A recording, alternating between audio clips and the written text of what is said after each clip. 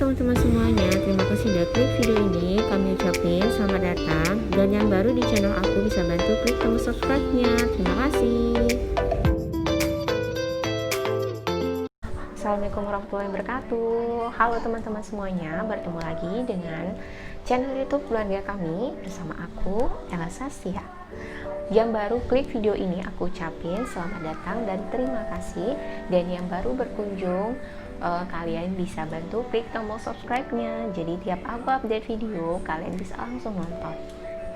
Terima kasih.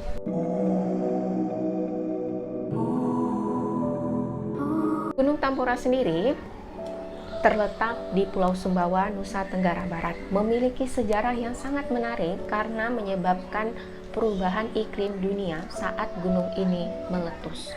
Kalau misalnya kita tahunya ya teman-teman, Gunung Krakatau adalah letusan gunung yang paling terhebat karena benar-benar menyebabkan gempa dan tsunami dirasakan oleh negara-negara di Asia dan bahkan menyebabkan terpisahnya Pulau Sumatera dan Pulau Jawa.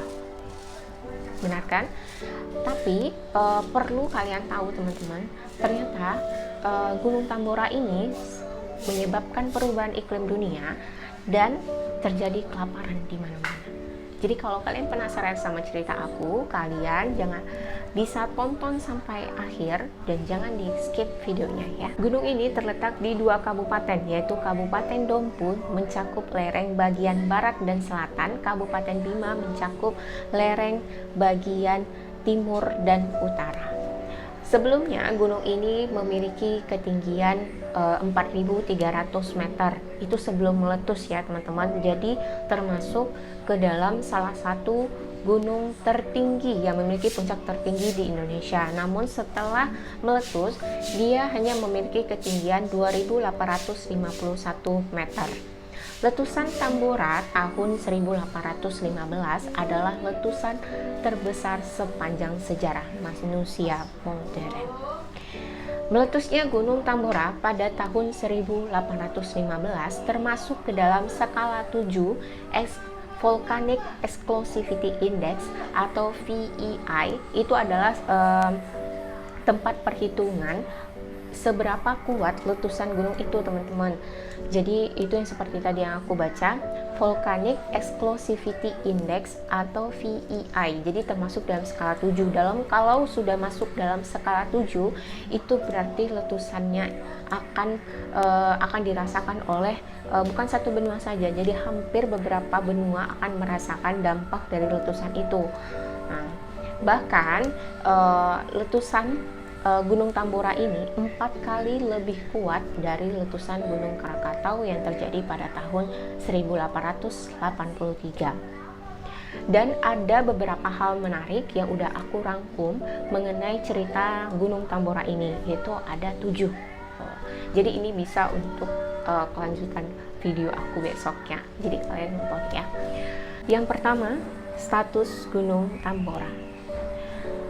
Gunung Tambora atau Gunung Tamboro masih berstatus sebagai gunung stratoaktif atau gunung yang tertidur.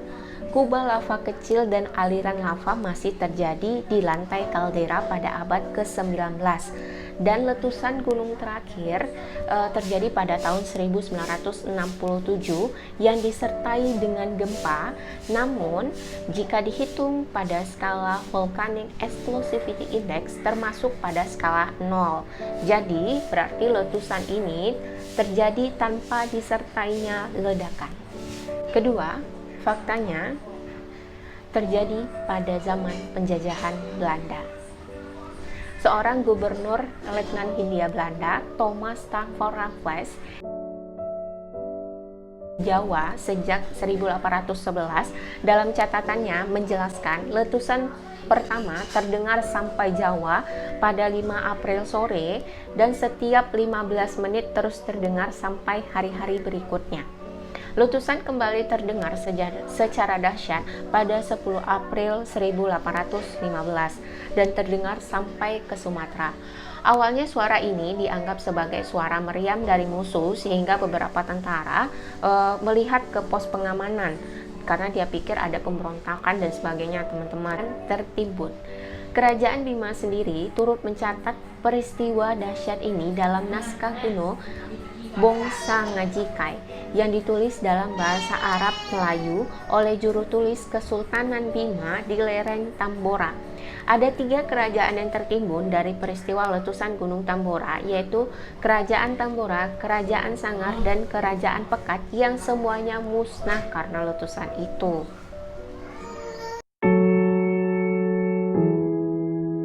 Yang keempat, akibatnya terhadap dunia. Letusan Gunung Tambora tahun 1815 diyakini berdampak terhadap perubahan iklim global karena kandungan sulfur dioksida yang turut lepas ke lapisan stratosfer yang menyebabkan musim semi tahun 1815 menjadi terganggu karena debu-debu dan kandungan yang dibawa tertiup angin bergeser ke langit Eropa, Amerika, dan lainnya. Yang mana musim panas pada setelah tahun 1815 ini justru didominasi dengan hujan dan suhu dingin, sehingga yang mana peristiwa ini berlangsung 1 tahun lamanya.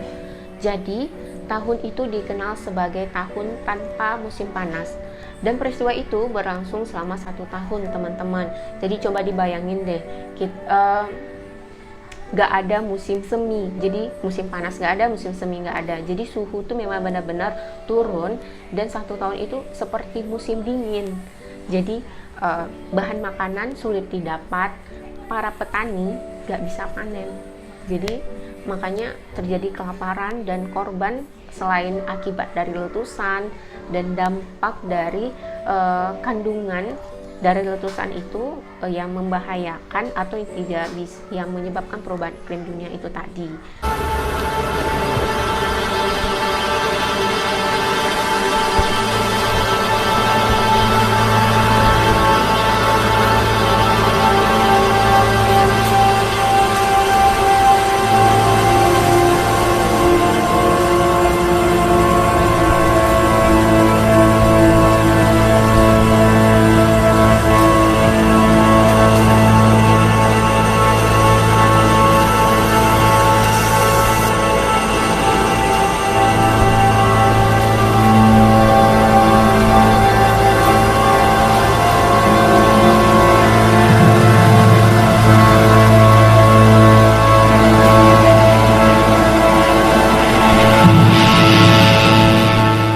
Yang kelima, mempengaruhi kekalahan Napoleon.